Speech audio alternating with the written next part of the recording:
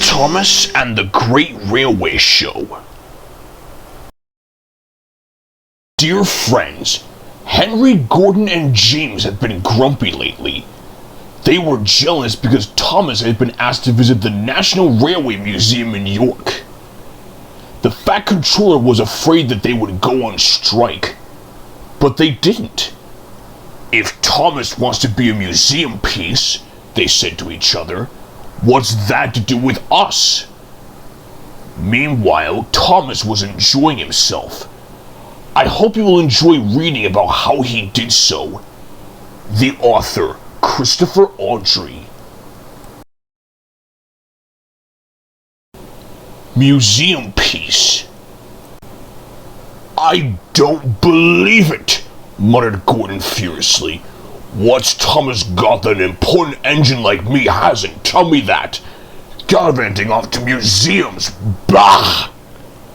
He is old, said James. If the Fat Controller says he can be a museum piece, why should we worry? It's not fair, though, grumbled Henry. For a chance like this, he wouldn't have minded being a museum piece himself. The jealous engines all ignored Thomas when they saw him at the junction. Thomas didn't care. He was too excited. Why me? Thomas asked Percy and Toby. Fancy the National Railway Museum people at... where is it, York? Why me to go there? They've never even seen me. Yes, they have, said Percy. On television, added Toby. The Fat Controller told us about it. He and Percy wanted to go with Thomas, but they knew that someone had to stay and run the branch line whilst he was away. How much longer till we go? Thomas asked his driver every morning. 1 day less than when you asked before, laughed his driver. Anyone would think you wanted to be a museum piece. Thomas grinned. Gordon, Henry, and James are just jealous, he chuckled. Who else is at this museum? Is Flying Scotsman there? Or Duck's French city of Truro? We shall have to wait and see, said the fireman. I'll be surprised if there isn't someone there you can remember from the old days. And that, of course, made Thomas more excited than ever. At last the day came. A large crowd came to the junction to see Thomas off, and the Fat Controller was there too. Goodbye, Thomas, he said. Enjoy yourself and be a credit to our railway. Everyone gave 3 cheers, and Thomas set off. They ran across the island and over the bridge leading to the other railway. It was a slow journey, but at last they reached the place Thomas's driver called Carnforth, where they rested for the night in a big shed. The next day they went on. At Skipton, Thomas went for a drink and to let a goods train overtake him. While they waited, it began to rain. In a signal box a little way ahead, the signalman opened his level crossing gates for Thomas and set his signals to clear. Suddenly he heard a crack and then a rattle from the level crossing. The lock on a gate had broken and the wind was swinging the gate across the rails. Steam appeared above the trees as Thomas drew near. "Wow!" exclaimed the signalman, and quickly resetting the signal to danger, he ran to mend the gate. Thomas had never felt happier. His fire was bright, and even the rain didn't depress him. They neared a signal. Its arm was up, showing that the line ahead was clear. Away we go, puffed Thomas happily. He was just passing the signal when he heard a clang as the signal arm fell to danger, "Whoa!" Thomas cried the driver, and put the brakes hard on. "What?" Thomas began, but then he saw just ahead a heavy level crossing gate swinging towards him across the line. The signalman tried to stop it, but the gate was wet and it slipped from his hand. "Oh!" groaned Thomas as he skidded along the rails. "Help! I must stop!" But the rain had made the rails slippery and he couldn't. He slithered helplessly. He was still moving when he reached the level crossing. With a loud crack, the gate broke against his buffer beam. "Ouch!" said Thomas and stopped. The signalman ran to his telephone and then directed Thomas to a siding where an inspector examined him. His buffer beam was bent and one of his buffers was broken. "You can't go on like that," said the inspector. "Not on the railway, anyhow." "But I'm supposed to be in York tomorrow," wailed Thomas. "I know that," said the inspector. "Never mind. Leave it to me and I'll see what can be done." And with that, Thomas had to be content.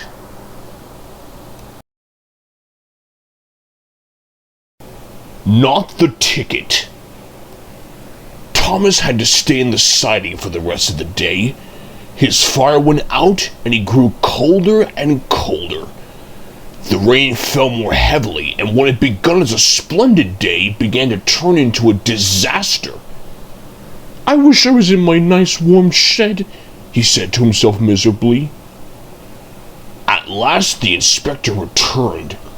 "Cheer up, Thomas," he said. "You'll be at the museum tomorrow, and they've promised to mend your front end in their workshop." "Thank you, sir," said Thomas. "But if I can't run on rails, how can I get there?" "It's all fixed," replied the inspector cheerfully. "A lorry is coming for you in the morning." Thomas was horrified. "A lorry?" he stammered. "That's right," said the inspector. "It'll be here at 8 o'clock sharp." Thomas slept badly that night. He kept wondering what Gordon, Henry, and James would say if they knew he had finished his journey on a lorry. He almost thought he could hear them laughing. Next morning, the driver and fireman came early. A diesel shunter came to push Thomas out of his siding and along towards the road where they found a lorry waiting. A steel cable was fastened to his coupling, and the lorry driver started a winch, and in no time at all, it seemed, Thomas was perched on the lorry. "How undignified," he thought. But he found as he went along that he had a marvelous view of the countryside and time to enjoy it too. But Thomas soon began to feel bored. At last houses began to appear on either side of the road. "Perhaps this is York," thought Thomas hopefully. It was, but the driver was unsure of his way. He parked the lorry and went to find a telephone. A man wearing a flat-topped cap with a yellow band around it came up to Thomas. "Hello," said Thomas. "Humph," said the man. He wrote something in his notebook and went round to the front of the lorry. When the lorry driver came back, Thomas heard him say something, then slammed the cab door crossly. Soon they reached a large building with rails running into it. Thomas was unloaded and the lorry drove away. Thomas looked about him. He had arrived. When his driver and fireman came, Thomas told them about the man with the flat cap. They laughed loudly. "How do you do it, Thomas?" spluttered the driver when he could speak. "That will make the fat controller's day. Thomas booked for parking."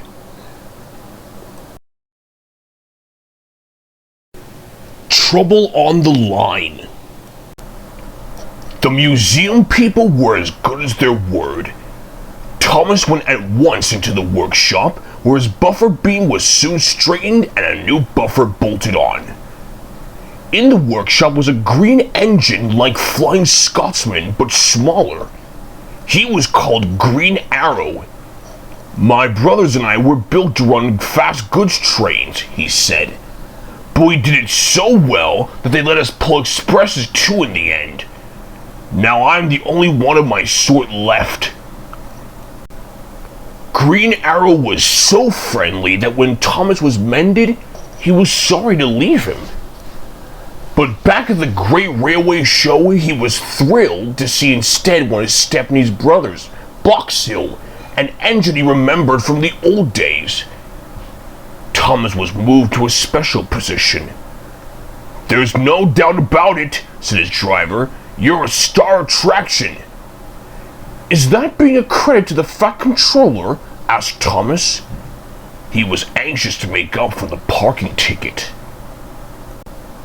One day, Thomas's driver arrived in great excitement. "We are to give rides on a demonstration line," he said. Thomas was delighted. The 3 demonstration lines were different sizes. One was narrower than Thomas's, and a third was used by a very wide engine called Iron Duke. "This is broad gauge," he explained. "The Great Western Railway used it until about 100 years ago." Thomas wondered if Duck knew about broad gauge. It would be nice to tell him something about the Great Western, he thought. The engines had to take great care because of the many visitors. Thomas was anxious. Some people were not as careful as they should have been. Thomas had never seen such crowds.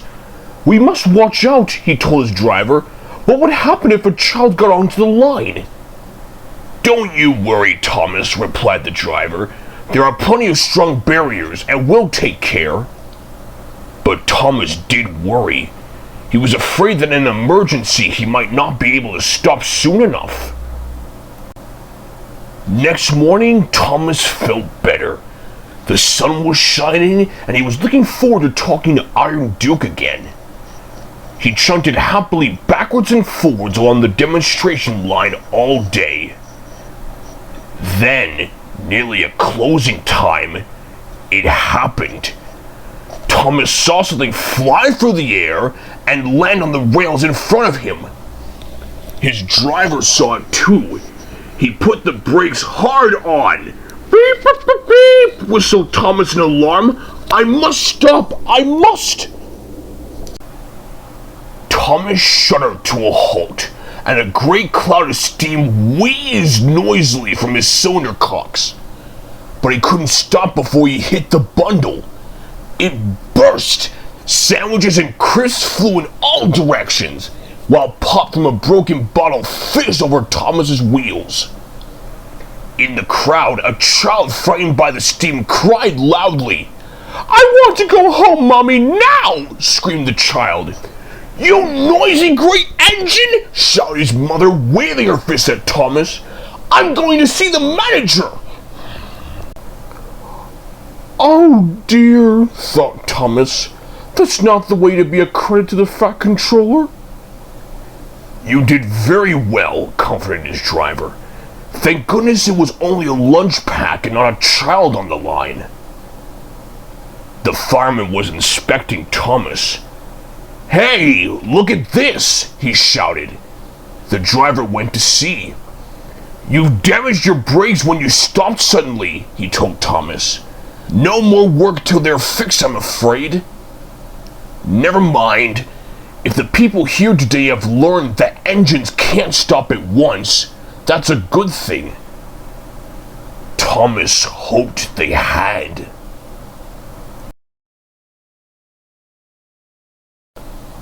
Thomas and the Rail Tour. The engines were excited. There were to be some special rail tours to the seaside, and no one knew which engine would be chosen to pull them. "It ought to be me," observed Millard. "After all, that seaside place helped to pay for my repairs." The others thought someone else should have a chance. Thomas knew he would not be chosen, but he enjoyed listening to the others arguing. He was pleased in the end when it was decided to give the trips to Green Arrow. When Green Arrow returned from the first tour, he said he had never seen so many people. Soon there was talk of putting on extra trains, but this was not possible. All we can do is add extra coaches, they said, but then Green Arrow can't pull a train that heavy on its own. Of course I can, he scoffed. My brothers and I did during the war. Can I help? Asked Thomas. The man in charge stared. I don't see why not, he said. In the morning, Thomas's firemen arrived early. Thomas's fire was lit, and while the warmth crept through his boiler, the fireman made sure all his moving parts were well oiled. Behind, Green Arrow was being prepared too, and when they were both ready, they set off to find their coaches. The station platform was jammed with an admiring crowd, which didn't seem to get any smaller even after a trainload of people were in their seats. Thomas was coupled in front. He was pleased. He liked to see where he was going. At the seaside station, Thomas was turned round so that he could go in front again. After a rest, the engine set off once more. A ruined abbey stood at a place where the line curved beside a river. The crowd had gathered to wave and cheer, but Thomas wasn't watching them. Looking ahead, he had seen something strange. "Stop! Stop!" he whistled in alarm. The train was heavy and hard to stop, but they managed just in time. Now everyone was able to see that in front of Thomas, the rail near the river was lower than the one on the other side. "The water has undermined the embankment," said the inspector. "I'll go to the signal box and sort things out."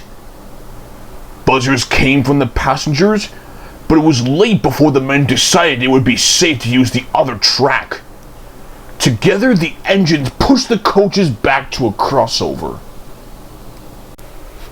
On his own, Thomas slowly crept past the landslip. Then very carefully, Green Arrow pulled the empty coaches by, and together they brought the train back to York. A few days later, a party of important-looking people came to the museum. One was the man in charge, and behind him was the Fat Controller. "Oh dear," thought Thomas, "they've come to take me away for frightening that child." But the Fat Controller was smiling. The man in charge held up his hand for silence. "Thomas," said the man in charge, "your controller told us you are a really useful engine. He is right. For saving a nasty accident the other day, we've decided you should become an honorary member of the National Railway Collection. This special plate will remind you of your visit to us. Ladies and gentlemen, 3 cheers for Thomas the Tank Engine!" The noise nearly raised the roof. "Well done, Thomas," smiled the Fat Controller. "I knew you would be a credit to our railway."